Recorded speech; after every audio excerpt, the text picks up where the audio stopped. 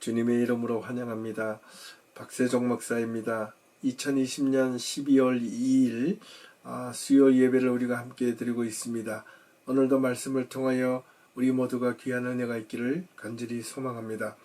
오늘은 바울의 2차 전도 여행에 대하여 함께 살펴보겠습니다. 지난 3주간 동안은 바울의 생애, 그리고 바울의 유년 시절과 청소년, 그리고 청년 시절 이후에 바울이 회심한 사건에 대한 내용을 살펴보았고, 그리고 지난주에는 우리가 바울의 전도 여행 제1차 전도 여행에 관련된 내용을 살펴보았습니다. 오늘은 2차 전도 여행에 대해서 살펴볼 건데요. 오늘과 다음 주에 이어서 두 번 2차 전도 여행에 대한 내용을 살펴보도록 하겠습니다. 본문 말씀은 사도행전 15장 36절에서 18장 22절까지의 내용입니다. 함께 잘 들어보시고 다시 말씀을 나누도록 하겠습니다. 며칠 후에 바울이 바나바더러 말하되 우리가 주의 말씀을 전한 각 성으로 다시 가서 형제들이 어떠한가 방문하자 하고, 바나바는 마가라 하는 요한도 데리고 가고자 하나 바울은 밤빌리아에서 자기들을 떠나 함께 일하러 가지 아니한 자를 데리고 가는 것이 옳지 않다 하여 서로 심히 다투어 피차 갈라서니, 바나바는 마가를 데리고 배 타고 구브로로 가고, 바울은 실라를 택한 후에 형제들에게 주의 은혜에 부탁함을 받고 떠나 수리아와 길리기아로 다니며 교회들을 경고하게 하니라. 제 16장.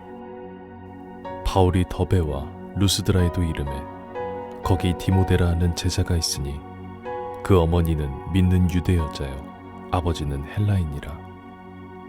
디모데는 루스드라와 이고니온에 있는 형제들에게 칭찬받는 자니, 바울이 그를 데리고 떠나고자 할세 그 지역에 있는 유대인으로 말미암아 그를 데려다가 할례를 행하니, 이는 그 사람들이 그의 아버지는 헬라인인 줄을 다 알미러라. 여러 성으로 다녀갈 때 예루살렘에 있는 사도와 장로들이 작정한 규례를 그들에게 주어 지키게 하니, 이에 여러 교회가 믿음이 더 굳건해지고 수가 날마다 늘어가니라. 성령이 아시아에서 말씀을 전하지 못하게 하시거늘 그들이 부르기아와 갈라디아 땅으로 다녀가 무시아 앞에 이르러 비두니아로 가고자 했으되 예수의 영이 허락하지 아니하시는지라. 무시아를 떠나 드로아로 내려갔는데 밤에 환상이 바울에게 보이니 마게도냐 사람 하나가 서서 그에게 청하여 이르되 마게도냐로 건너와서 우리를 도우라 하거늘, 바울이 그 환상을 보았을 때 우리가 곧 마게도냐로 떠나기를 힘쓰니, 이는 하나님이 저 사람들에게 복음을 전하라고 우리를 부르신 줄로 인정함이로라. 우리가 드로아에서 배로 떠나 사모드라게로 직행하여 이튿날 네아폴리로 가고, 거기서 빌립보에 이르니 이는 마게도냐 지방의 첫 성이요 또 로마의 식민지라. 이 성에서 수일을 유하다가 안식일에 우리가 기도할 곳이 있을까 하여 문 밖 강가에 나가 거기 앉아서 모인 여자들에게 말하는데, 두아디라 시에 있는 자색옷감 장사로서 하나님을 섬기는 루디아라 하는 한 여자가 말을 듣고 있을 때 주께서 그 마음을 열어 바울의 말을 따르게 하신지라. 그와 그 집이 다 세례를 받고 우리에게 청하여 이르되 만일 나를 주 믿는 자로 알거든 내 집에 들어와 유하라 하고 강권하여 머물게 하니라. 우리가 기도하는 곳에 가다가 점치는 귀신 들린 여종 하나를 만나니 점으로 그 주인들에게 큰 이익을 주는 자라.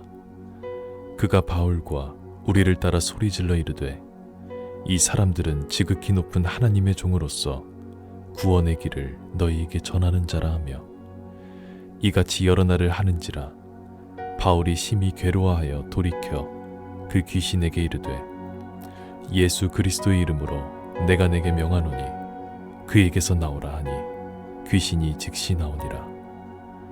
여종의 주인들은 자기 수익의 소망이 끊어진 것을 보고 바울과 신라를 붙잡아 장터로 관리들에게 끌어갔다가 상관들 앞에 데리고 가서 말하되 이 사람들이 유대인인데 우리 성을 심히 요란하게 하여 로마 사람인 우리가 받지도 못하고 행하지도 못할 풍속을 전한다 하거늘 무리가 일제히 일어나 고발하니 상관들이 옷을 찢어버리고 매로 치라 하여 많이 친 후에 옥에 가두고 간수에게 명하여 든든히 지키라 하니 그가 이러한 명령을 받아 그들을 깊은 옥에 가두고 그 발을 착고에 든든히 채웠더니 한밤중에 바울과 신라가 기도하고 하나님을 찬송하며 죄수들이 듣더라.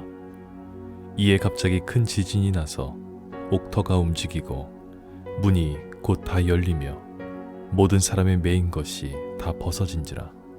간수가 자다가 깨어 옥문들이 열린 것을 보고 죄수들이 도망한 줄 생각하고 칼을 빼어 자결하려 하거늘 바울이 크게 소리질러 이르되 내 몸을 상하지 말라 우리가 다 여기 있노라 하니 간수가 등불을 달라고 하며 뛰어들어가 무서워 떨며 바울과 신라 앞에 엎드리고 그들을 데리고 나가 이르되 선생들이여 내가 어떻게 하여야 구원을 받으리이까 하거늘 이르되 주 예수를 믿으라 그리하면 너와 내 집이 구원을 받으리라 하고 주의 말씀을 그 사람과 그 집에 있는 모든 사람에게 전하더라.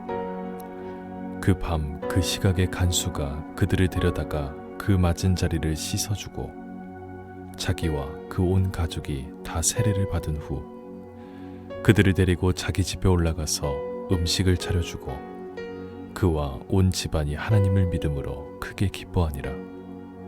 날이 새매 상관들이 부하를 보내어 이 사람들을 놓으라 하니 간수가 그 말대로 바울에게 말하되 상관들이 사람을 보내어 너희를 놓으라 하였으니 이제는 나가서 평안히 가라 하거늘 바울이 이르되 로마 사람인 우리를 죄도 정하지 아니하고 공중 앞에서 때리고 옥에 가두었다가 이제는 가만히 내보내고자 하느냐 아니라 그들이 친히 와서 우리를 데리고 나가야 하리라 한데 부하들이 이 말을 상관들에게 보고하니 그들이 로마 사람이라 하는 말을 듣고 두려워하여 와서 권하여 데리고 나가 그 성에서 떠나기를 청하니 두 사람이 옥에서 나와 루디아의 집에 들어가서 형제들을 만나보고 위로하고 가니라.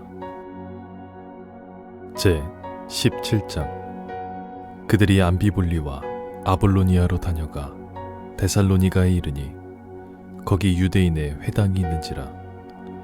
바울이 자기의 관례대로 그들에게로 들어가서 새 안식일에 성경을 가지고 강론하며 뜻을 풀어 그리스도가 해를 받고 죽은 자 가운데서 다시 살아나야 할 것을 증언하고 이르되 내가 너희에게 전하는 이 예수가 곧 그리스도라 하니 그 중에 어떤 사람 곧 경건한 헬라인의 큰 무리와 적지 않은 귀부인도 고난을 받고 바울과 신라를 따르나 그러나 유대인들은 시기하여 저자의 어떤 불량한 사람들을 데리고 때를 지어 성을 소동하게 하여 야손의 집에 침입하여 그들을 백성에게 끌어내려고 찾았으나 발견하지 못하매 야손과 몇 형제들을 끌고 읍장들 앞에 가서 소리질러 이르되 천하를 어지럽게 하던 이 사람들이 여기도 이르매 야손이 그들을 맞아들였도다.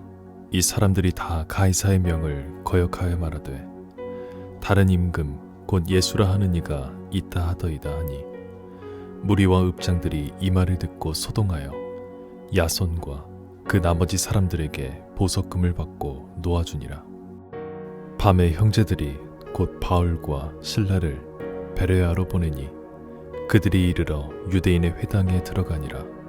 베레아에 있는 사람들은 데살로니가에 있는 사람들보다 더 너그러워서 간절한 마음으로 말씀을 받고 이것이 그러한가 하여 날마다 성경을 상고하므로 그 중에 믿는 사람이 많고 또 헬라의 귀부인과 남자가 적지 아니하나 데살로니가에 있는 유대인들은 바울이 하나님의 말씀을 베레아에서도 전하는 줄을 알고 거기도 가서 무리를 움직여 소동하게 하거늘 형제들이 곧 바울을 내보내어 바다까지 가게 하되 실라와 디모데는 아직 거기 머물더라. 바울을 인도하는 사람들이 그를 데리고 아덴까지 이르러 그에게서 실라와 디모데를 자기에게로 속히 오게 하라는 명령을 받고 떠나니라.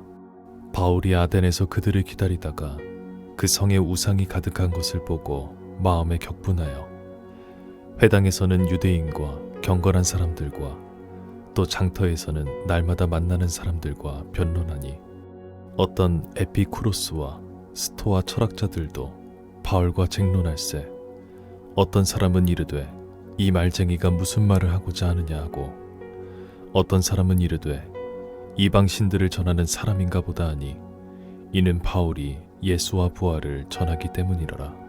그를 붙들어 아레오바고로 가며 말하기를 내가 말하는 이 새로운 가르침이 무엇인지 우리가 알 수 있겠느냐. 내가 어떤 이상한 것을 우리 귀에 들려주니 그 무슨 뜻인지 알고자 하노라 하니 모든 아덴 사람과 거기서 나그네 된 외국인들이 가장 새로운 것을 말하고 듣는 것 이외에는 달리 시간을 쓰지 않음이더라. 바울이 아레오바고 가운데 서서 말하되 아덴 사람들아 너희를 보니 범사에 종교심이 많도다. 내가 두루 다니며 너희가 위하는 것들을 보다가 알지 못하는 신에게라고 새긴 단도 보았으니 그런즉 너희가 알지 못하고 위하는 그것을 내가 너희에게 알게 하리라.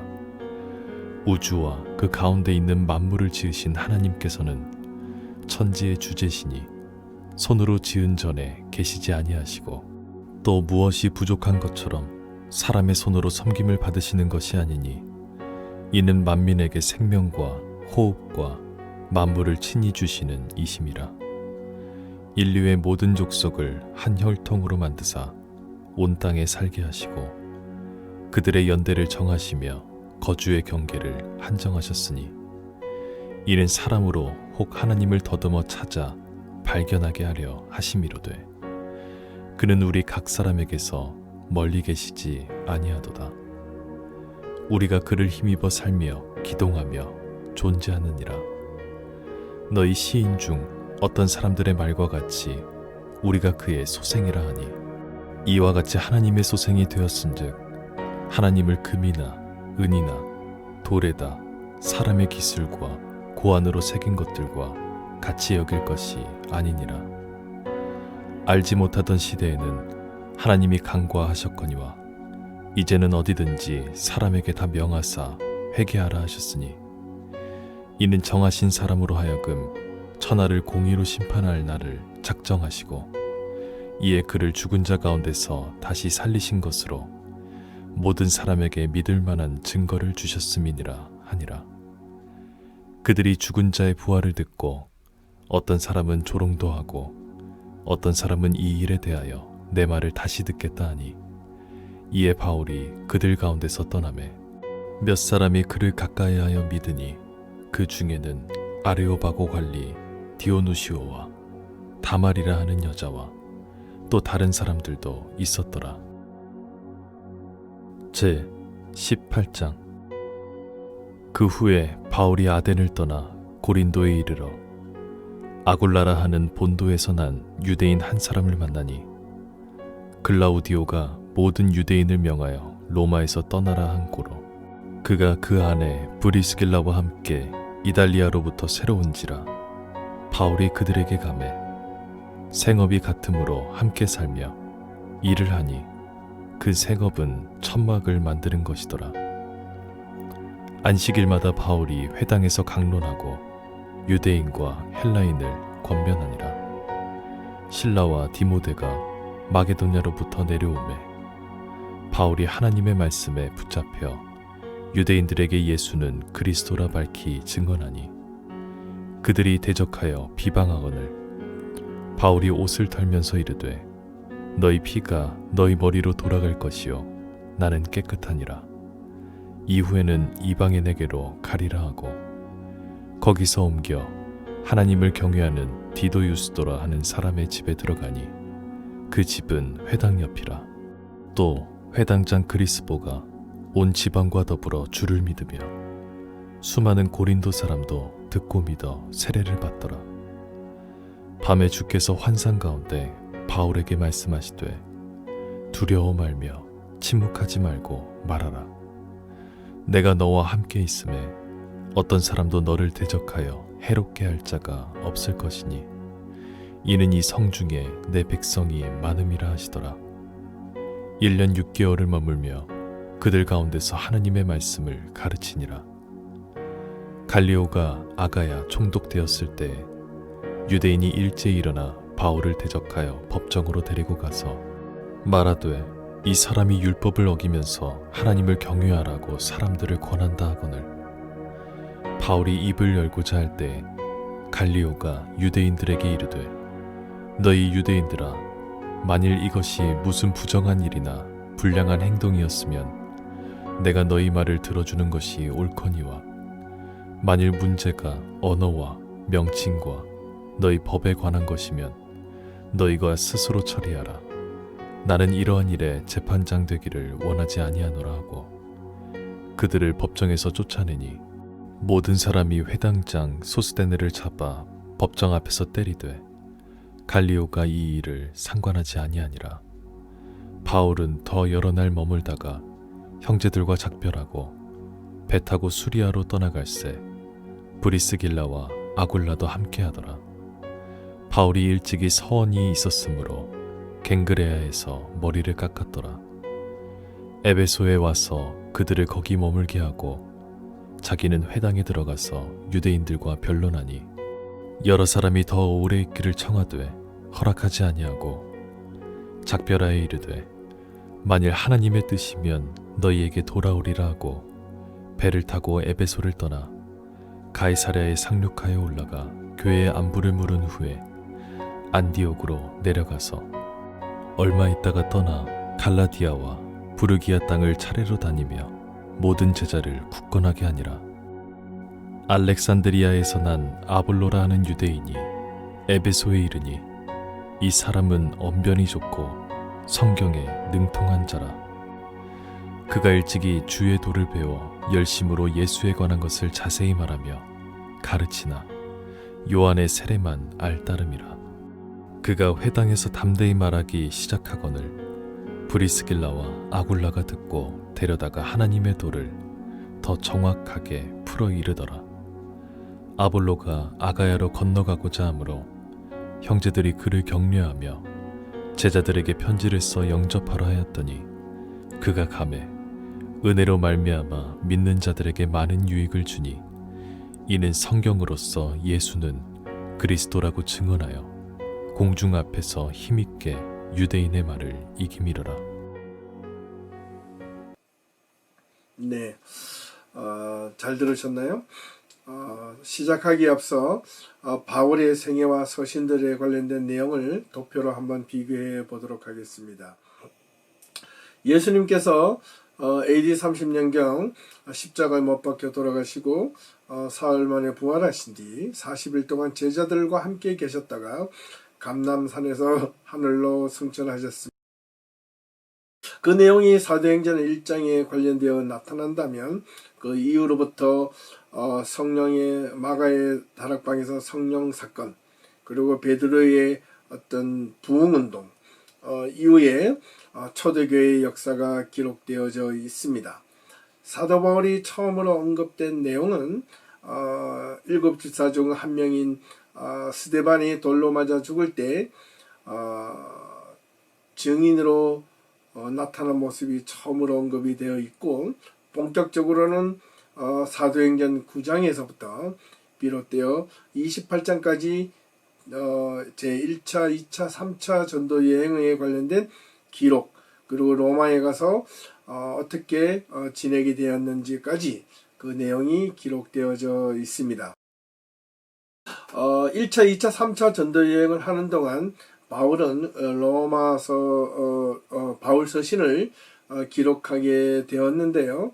그 순서에 따라서 여러 가지 어떤 학자들마다 조금 견해가 다르기는 하지만 일반적으로 가장 먼저 바울이 전도 여행하는 동안 가장 먼저 기록되어졌다고 알려진 서신이 바로 갈라디아서입니다.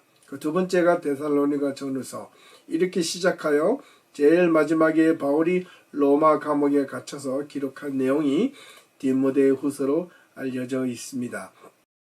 저와 여러분들이 성경을 좀 더 신약 성경에 특히 바울 서신과 관련하여 성경을 좀 더 많이 제대로 이해하고 싶으신 분들은 반드시 사도행전과 바울 서신 그리고 이 서신들에 관련된 내용들 가운데 연대 순으로 좀 나열해서 차근차근 읽어보시는 것이 여러분들이 성경을 올바르게 이해하는데 더 많은 도움이 되실 겁니다. 무엇보다도 바울이 2차 전도 여행을 떠날 때 출발할 때부터 여러 가지 어려움이 생겼습니다. 먼저 선교팀을 꾸리는 문제에서부터 의견이 바나바와 충돌이 되었던 것을 우리는 알 수 있습니다. 1차 전도 여행 때 선교 여행이 자기 뜻대로 되지 않았든지 너무 힘들었든지 간에 원치 않게 중도에 포기하고 돌아갔던 마가가 이 바나바의 격려와 또 조언에 힘입어 다시 2차 전도 여행에 동참하기로 하면서 바나바는 바울과 함께 다시 마가를 데려가기를 원했으나 바나바는 한사코 거절합니다. 왜냐하면 1차 전도 여행 때 선교 여행 팀이 깨어지고 와해된 것을 경험하였기 때문입니다. 끝까지 서로의 의견 충돌로 인하여 급기야는 바울과 바나바가 서로 선교 여행 루트를 달리하며 돌아서게 됩니다. 먼저 바나바는 마가를 데리고 1차 전도 여행하였던 그 길을 다시 떠나게 되었고, 즉 바꾸어 말하면 구부로를 향하여 마가와 바나바는 떠나게 되었고, 바울은 다시 선교팀을 꾸려서 육로로 인하여 북쪽으로 올라가게 되었습니다. 그렇게 함께 선교팀을 안디옥에서 꾸렸던 자들은 먼저 바울은 신라라는 새로운 동력자를 만나게 됩니다. 이전부터 함께 했던 누가는 물론 신라와 함께 선교팀을 꾸려서 올라가게 됩니다. 자, 이후에 이제 바울의 2차 선교 여행의 루트를 함께 살펴보시면 이렇습니다. 약 AD 한 49년에서 52년경에 출발하였다고 알려져 있는데요. 바울은 안디옥에서 출발하여 다소, 더베, 루스드라, 드로아를 거쳐 네아폴리, 그리고 강을 아이게해를 건너서 빌립보, 데살로니가, 그리고 아덴, 아테나라고 부르기도 하죠. 고린도, 갱그레아, 에베소를 거쳐서 가이사라, 예루살렘을 지나 안디옥으로 다시 돌아오는 2차 전도 여행을 하게 되었습니다. 여기서 우리가 함께 잠시 살펴볼 것은 바울이 2차 선교 여행을 하는 동안 제일 먼저 다소를 거쳐 더베를 지나 루스드라에 이르를 때 또 한 명의 동력자를 얻게 됩니다. 그 이름이 바로 누구냐면 믿음으로 낳은 아들 디모데였습니다. 디모데와 함께 여기서 다시 선교팀에 합류하게 되어 바울, 실라, 그 다음에 누가, 그리고 디모데와 함께 동력을 2차 전도 여행을 본격적으로 시작하게 된 것입니다.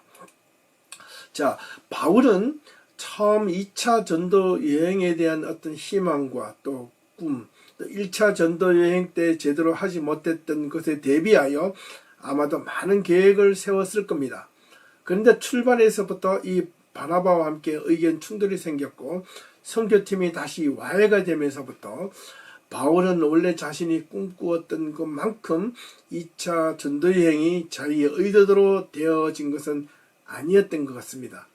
그럼에도 불구하고 바울은 굴하지 않고 새로운 동력자를 만나고 힘을 합쳐서 전도 계획을 짜고 전도 여행을 갔지만 바울이 원하는 대로 이 전도 여행은 쉽사리 그렇게 원하는 대로 허락되지 않은 것을 우리는 2차 전도여행 루트를 통하여 알 수 있습니다.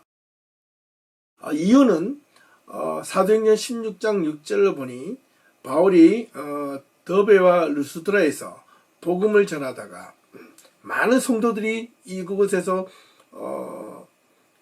구원을 받고 예수를 믿기 시작하는 것을 보고 한층 바울은 아주 새로운 힘을 얻게 됩니다. 그래서 바울은 이렇게 생각했습니다. 이 아시아에서 자기가 복음을 전하는 것이 하나님의 뜻인 줄 알았습니다. 그래서 이 아시아의 북쪽에 있는 무시아 앞에는 비두니아로 가고자 했으나 성령이 그 비두니아 아시아 지역에서 더 이상 말씀을 전하지 못하게 막았다. 이렇게 기록하고 있습니다. 그래서 하는 수 없이 그곳을 가지 않고 루스드라에서 드로아로 내려가게 됩니다. 드로아는 항구 도시죠. 그곳에 있는 동안 바울은 어느 날 환상을 보게 됩니다. 꿈을 꾸게 된 거죠. 마게도냐 사람들이 자기를 한테로 와서 도와달라는 그런 환상을 보고 그것이 하나님의 뜻인 줄 알고 드로아에서 배를 타고 사모드라게로 곧장 가서 네아폴리를 지나 빌립보에 도착하면서 복음을 전하게 되었던 겁니다. 어떻게 보면 복음을 전했다기보다 그곳으로 끌려서 밀려 가게 된 것입니다. 지금으로 말하면 이 빌립보 지역과 데살로니가 베레아 이 지금 현재의 이 그리스 지역 북쪽 지방을 마게도냐 지방이라고 불렀던 것입니다. 이 마게도니아에 다다르면서 빌립보에 있는 복음을 전하고 또 그곳에 어려움을 겪고 또 다시 데살로니가에 갔다가 베레아에서 아덴과 고린도를 거쳐서 이 그리스 지방의 복음 전도 2차 루트지가 된 것입니다. 지금 생각해 보면 바울이 내가 다음에는 빌립보로 가야지, 그 다음에 데살로니가 가야지, 그 다음에 베레아를 거쳐서 아덴으로 내려가야지, 거기로 있다가 고린도로 갔다가 갱그리아로 갔다가 내가 에베소를 거쳐서 이렇게 돌아가야지. 아마 바울은 이렇게 생각하지는 않았을 겁니다. 어떻게 보면 루스드라에서부터 바울은 2차 전도 여행이 1차 전도 여행처럼 그렇게 쉽게 길이 열려지지 않은 것 같았습니다. 하지만 그 길 가운데서도 하나님의 능력을 잊고 하나님이 인도해 주실 줄 믿고 자기가 원하는 대로가 아닌 하나님이 원하는 대로 하나님의 길이 열려지는 대로 바울은 선택하였다고 볼 수 있습니다. 자, 2차 전도 여행을 하는 동안 여러 도시를 지나게 되는데 그 중에 중요한 몇 가지 도시를 우리가 살펴보겠습니다. 첫 번째는 이 무시아 앞 비두니아라는 곳인데 이 바울은 원래 루스드라에서 복음을 전하면서 이 아시아에 있는 지역에 대해서 아주 선교의 비전을 꿈꾸었던 것 같습니다. 그래서 비두니아로 가고자 하나 예수의 영이 허락지 않아서 할 수 없이 그걸로 가지 않고 돌아서게 되어 어디로? 드로아에 가서 머물게 됩니다. 그곳에서 앞서 말씀드린 대로 마게도냐 사람들이 자기를 도와달라고 환상을 보고 그것이 하나님의 뜻인 줄 알고 곧장 배를 타고 빌립보로 건너가게 됩니다. 두 번째 도시가 이제 빌립보라는 지역인데요.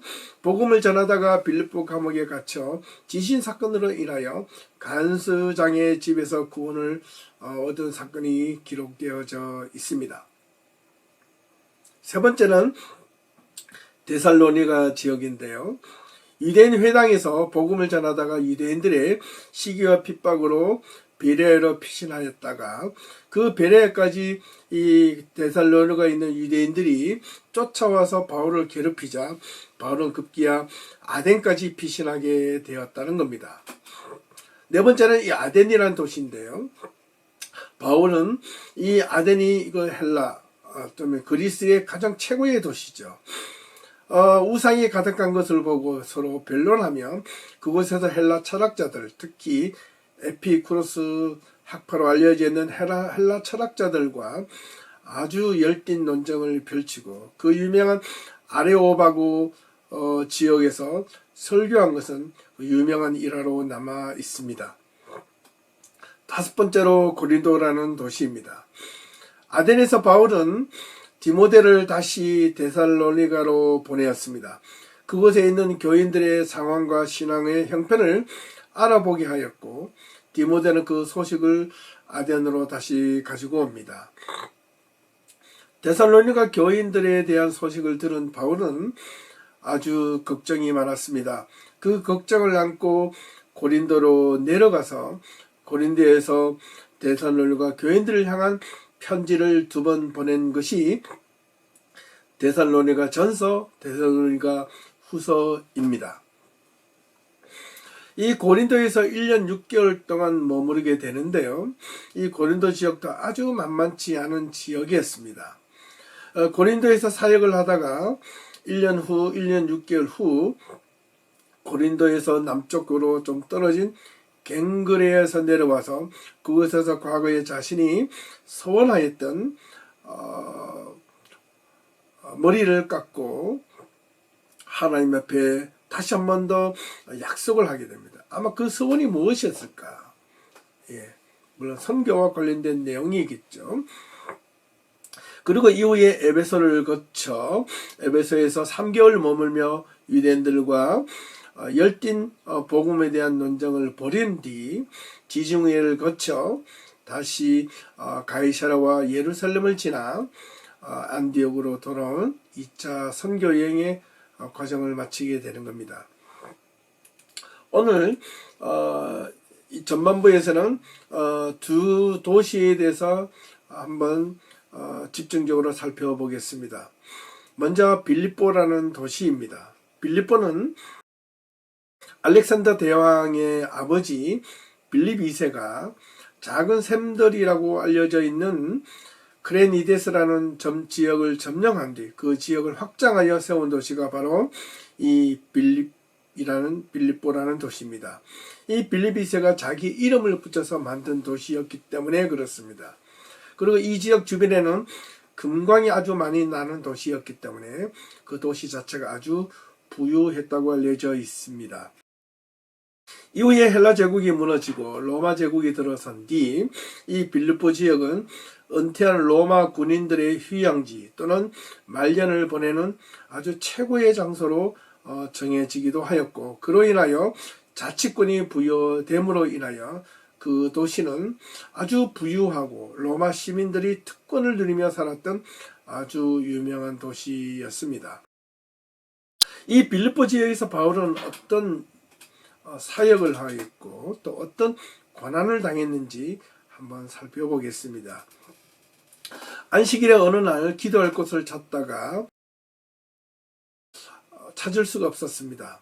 이 말은 뭐냐면 안식일날 회당을 향하여 찾았는데 빌립보 지역에는 회당이 없었다라는 말입니다. 그로 인하여 강가를 거닐다가 자주장사 루디아를 만나게 됩니다. 이 옷감을 파는 여인이죠. 그래서 이 자주장사 루디아를 만나 복음을 전하고 그 여인은 복음을 받아들이고 자기 집으로 초청하여 자기 집에 있는 모든 가족들에게 세례를 받게 하고 구원을 받고 세운 첫 번째 교회가 바로 빌립보 교회가 된 것입니다. 그로 인하여 이후에 다시 기도할 곳을 찾다가 바울은 어느 날 귀신 들린 여종 한 명을 만나게 됩니다. 길가에서 이 여종이 그 점을 치면서 여종의 주인에게 많은 수익을 얻게 하였는데 그 모습을 불쌍히 여겨 이 여종을 고쳐 주었습니다. 고침을 받게 되자 이 여인은 더 이상 그 점을 치는 역할을 할 수 없게 되었고 그 여종의 주인은 수입을 더 이상 그 여종으로부터 얻을 수 없게 되었습니다. 그로 인하여 이 여종의 주인은 바울과 실라를 관청에 고발하게 되었고 그 고발로 인하여 바울과 실라는 엄청나게 뜻하지 않게 매를 맞고 수모와 핍박을 당한 뒤 빌립보 지하 감옥에 갇히게 되었습니다. 엄청난 고통과 고난을 받으면서도 감옥에 있는 동안 바울과 실라는 기도와 찬송을 끊이지 않았습니다. 그러던 어느 저녁 역시 끊임없이 하나님을 찬양하며 기도하는 가운데 있었는데 갑자기 지진이 일어나고 옥문이 열리고 로마 감옥이 다 무너져 내렸던 겁니다. 근데 그 감옥을 지키고 있던 간수장이 있었는데 그 간수장은 이 옥문이 열리고 이 감옥이 다 무너진 것을 보고 아마 죄수들이 다 도망할 것이라 보고 책임에 대한 두려움 때문에 자결하여 하였을 때 바울과 실라가 그 간수장이 우리가 도망가지 않고 여기 있노라 라고 말을 하면서 간수장의 마음을 안심시키고 어찌하여 당신들은 여기 있습니까? 그래서 내가 어떻게 하여야 구원을 받을 수 있으리까? 그 모습들에 감동된 이 간수장은 바울과 실라를 자기의 집으로 초청하여 내가 어떻게 해야 구원을 얻으리까? 이렇게 바울과 실라에게 물었을 때 바울이 그 유명한 일화를 남기게 됩니다. 주 예수를 믿으라. 그리하면 너와 내 집이 구원을 얻으리라. 사실 이 말은 우리가 생각하는 주 예수를 믿으라. 그리하면 너와 내 집이 구원을 얻으리라. 물론 그런 일반적인 이해도 되겠지만 다음에 기회가 되면 다시 한 번 더 자세한 이야기를 나누어 드리도록 하겠습니다. 간단하게 말씀드리면 주 예수를 믿으라. 그리하면 너와 내 집이 어떻게 온전하게 되리라. 회복하게 되리라. 이런 뜻이었습니다.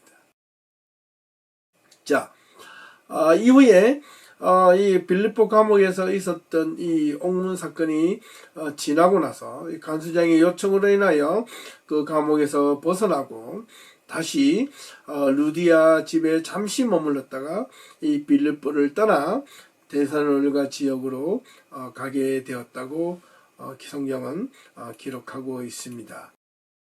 두 번째는 이 데살로니가 지역인데요. 데살로니가에서 바울이 고린도에 이르기까지 바울의 사역과 또 받은 핍박에 대해 한번 살펴보겠습니다. 이 바울이 데살로니가 지역에서 머물며 일어났던 일에 대해서 바울은 이 데살로니가 특별히 이 지역에서 복음을 전하면서 복음을 받아들였던 데살로니가 교인들에 대한 애착이 아주 컸던 모양입니다.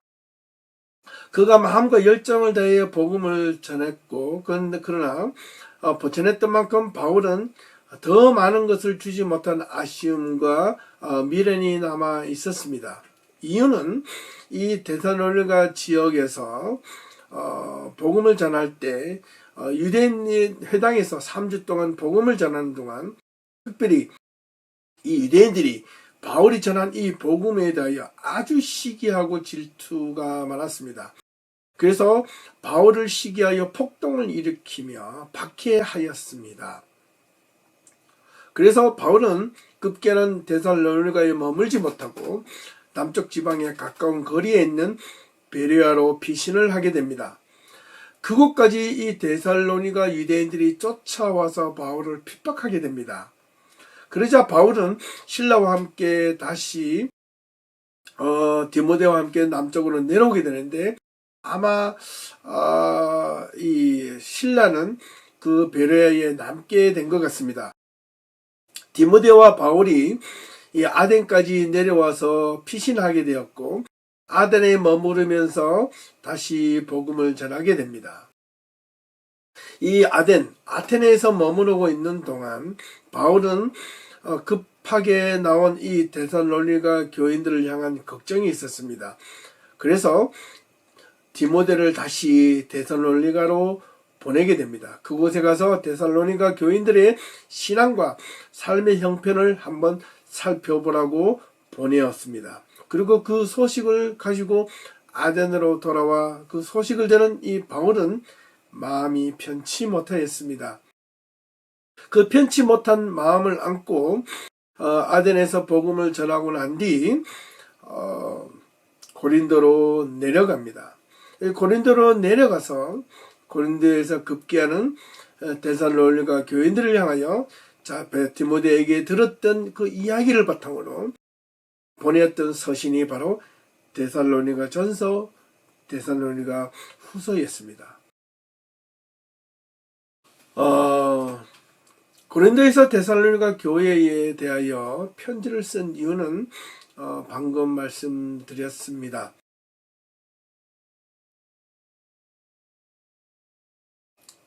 바울이 디모데로부터 전해받은 데살로니가 교인들을 향한 신앙과 삶은 무엇이었는가라는 것이 오늘 또 중요한 핵심 가운데 하나인데요.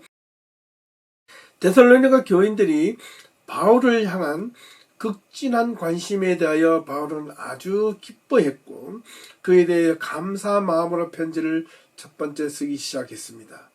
하지만 또 다른 내용이 있었습니다. 하나는 바울이 미안한 마음이 참 가득했습니다. 데살로니가 교인들에게 복음의 진리를 충분히 가르쳐 주지 못한 그런 아쉬움과 시간적 여유가 없음에 대하여 미안한 마음을 갖고 있었습니다. 그리고 이번에는 디모데로 들어붙은 데살로니가 교인들에 대한 아주 신앙적인 심각한 문제에 대한 내용이었습니다. 그 첫 번째가 신앙의 연약함으로 인하여 사람들이 죽음 이후에 부활을 갖지 못할 것이라는 막연한 두려움이 있었기 때문이었습니다. 두 번째는 재림에 대한 광신적 태도에 대한 믿음 때문에 현재적인 삶을 그저 내팽개치고 방관하며 포기와 나태함으로 일관하 있는 이 데살로니가 교인들을 향한 염려였습니다. 세 번째는 이것도 아니고 저것도 아니고 신앙을 다시 버리고 세상으로 다시 돌아가 부도덕한 삶에 빠져버린 성도들을 향한 메시지였습니다.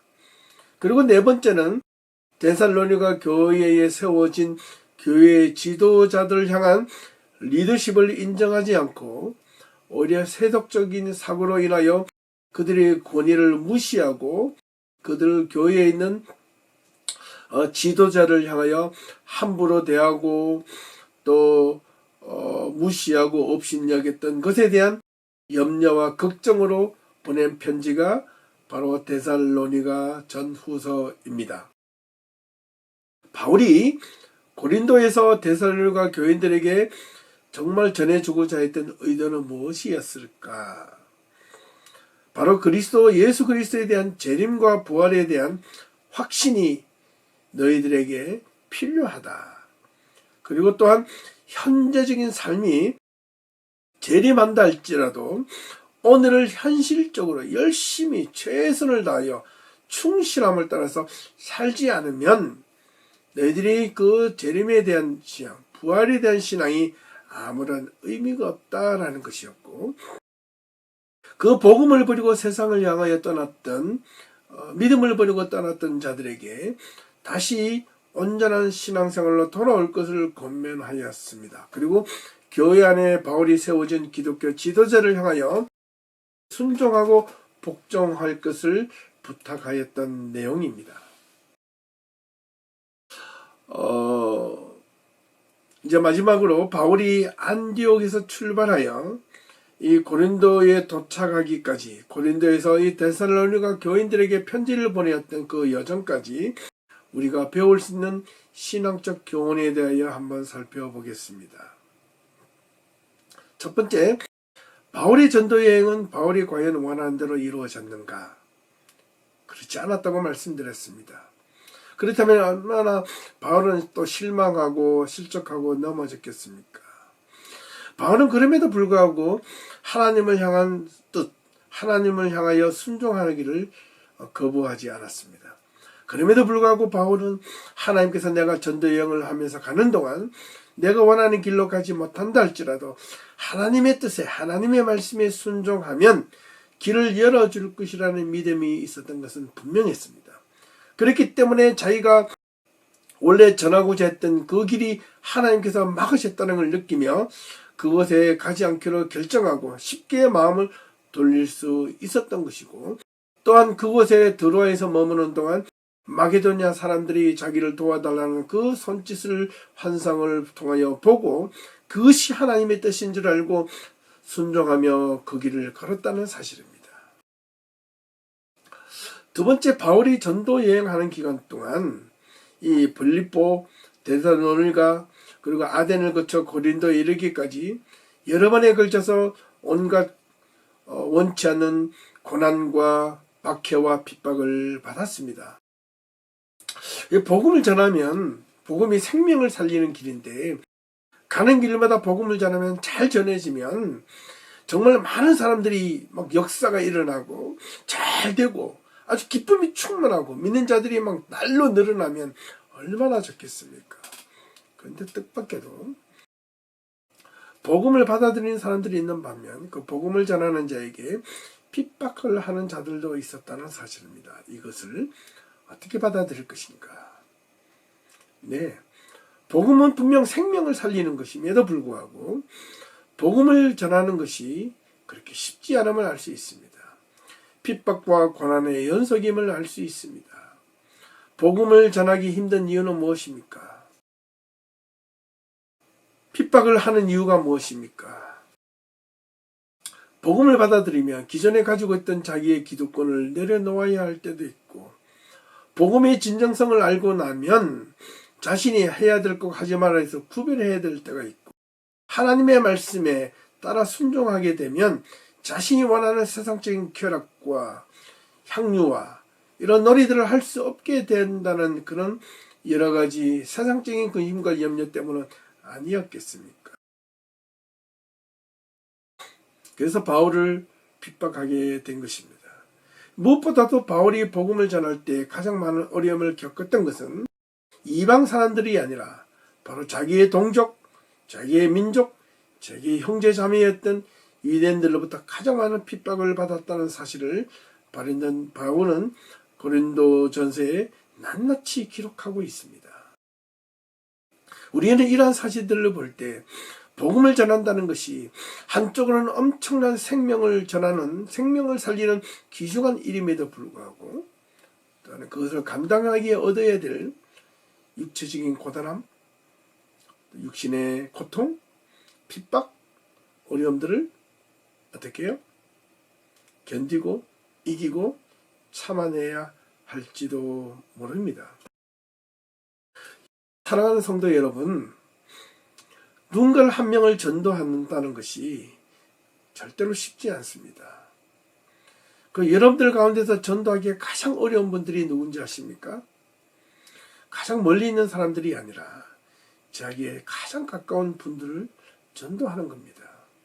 예를 들면 사랑하는 가족, 친지들, 그분들에게 전도하는 것이 얼마나 어려운지 모릅니다. 왜냐하면 내가 전도하려고 하는 나 자신을 가장 가까이서 그리고 가장 잘 알고 있다고 느끼기 때문에 그렇습니다. 네가 예수를 전한다고? 예수의 복음대로 따라 산다고? 헤이, 내가 너를 얼마나 잘 아는데, 이런 모습들이 있다는 거죠.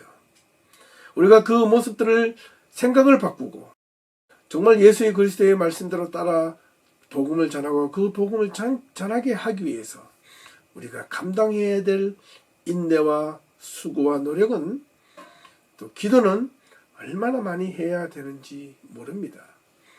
저도 목사이지만은 제가 전도하기에 가장 힘든 분들은 제 주변에 있는 친지와 가족들입니다. 제 주변에 있는 친지와 가족들은 대부분 다 예수를 믿고 있지만 제가 어릴 적만 해도 저희 주변에서 친척들은 예수를 거의 믿지 않았습니다. 그래서 많은 어려움을 겪었습니다. 저희 어머니가 예수를 믿으실 때 교회 나간다는 이유로 정말로 저는 느끼지 못했지만 온갖 핍박과 조롱과 멸시를 저희 친할머니로부터 받았다는 소식을 듣게 되었습니다. 그러나 저희 할머니께서 아주 엄청난 불교 신자였는데 마지막에 돌아가실 때 제가 그때 전도사였습니다. 할머니 임종을 거의 앞두고 할머니와 함께 예배를 드릴 때 할머니께서 예수를 믿고 돌아가시겠다고 말씀드렸습니다. 네, 참으로 감사한 일이죠. 그 기간이 하루가 될 수도 있고 열흘이 될 수도 있고 1년이 될 수도 있고 10년이 될 수도 있고 20년이 될 수 있고 아니면 내 평생에 되지 못할 수도 있습니다. 그러나 그 기도의 건, 구원의 건, 복음을 전하는 그 전도의 건은 결코 놓아서는 안 되겠습니다. 바울은 결코 포기하지 않았습니다. 복음을 위하여 핍박받는 것이 두려웠지만 그 두려움 때문에 복음을 전하는 것을 피하지는 않았다는 것입니다. 마지막으로 세 번째, 바울이 교회를 세우거나 데살로니가 교인들을 위하여 염려하며 쓴 편지를 보며 우리는 어떤 올바른 신앙의 가치관을 가져야 할 것인가 라는 점입니다. 오늘날 현대 교회에서는 우리 교회, 내 교회, 우리 교회만 잘 되면 된다는 이런 식의 이기주의적 교회관을 많이 갖고 있습니다. 하지만 이것은 지극히 잘못된 교회관입니다. 교회는 우리 모두가 하나 된 하나님의 몸된 교회입니다. 우리 주변에도 큰 교회가 있고 작은 교회가 있습니다. 내 교회만 잘하는 것도 중요하지만 이웃에 있는 교회도 잘 되어야 합니다. 왜냐하면 믿지 않는 자들이 볼 때 우리 교회만 잘 된다고 너희 교회는 A 교회는 좋고 B 교회는 안 좋아 이렇게 보지 않습니다. A 교회가 아무리 잘해도 그 옆에 있는 B 교회가 문제가 있고 망가지게 되면 그 두 교회가 전부 다 하나님의 욕을 먹게 되는 겁니다. 하나님을 향하여 비난을 받게 되는 겁니다. 믿지 않는 자들로 하여금. 그렇기 때문에 교회가 서로가 서로에 대한 몸된 교회를 세워줄 뿐만 아니라 주변에 있는 교회를 향하여 걱정하며 염려하며 함께 돕고 함께 협력해야 하는데 참으로 오늘 현대교회는 그렇지 못한 사실이 안타깝습니다. 이기주의적 교회로 전락해버린 이 현대 한국 교회뿐만 아니라 주변에 있는 많은 교회들이 어떻게 이렇게 되었는지 모르겠습니다. 저는 가끔 이런 생각을 해보게 됩니다. 그래, 맞아. 천국에 가도 A 교회 교인들 모이세요. B 교회 교인들 모이세요. 이렇게 할 겁니까? 아니지 않습니까? 천국에 가서 장로 교인들 모이세요. 예, 침례 교인들 모이세요. 예, 성결교회 교인들 모이세요. 감리교회 교인들 모이세요. 순복음 교인들 모이세요. 이렇게 할 겁니까? 아마 천국문에 들어갈 때 예수님은 무엇으로 천국문으로 우리를 인도해 가실 건지 한번 깊게 생각해 보셔야 한다는 겁니다. 복음은 이기적인 것이 아니라 이타적이어야 하고 교회 또한 우리 모든 교회들이 운명 공동체적 그런 소명의식을 가져야 합니다. 세상적인 염려가 아니라 교회는 하나님의 말씀과 하나님을 향한 복음이 훼손되는 일이 없도록 우리 모두가 힘을 써야 하겠습니다. 그렇기 때문에 한 교회에서 교인들이 넘어지고 실족하면 우리 모두가 실족하고 넘어진 줄 알고 함께 협력하고 기도하는 능력을 가질 수 있기를 바랍니다. 우리 교회 안에서도 성도들 가운데 어려움에 겪고 있는 성도들이 있습니다. 말하지 않아도 누가 어려움을 겪고 있고 누가 힘든 일을 겪고 있는지 잘 아실 겁니다.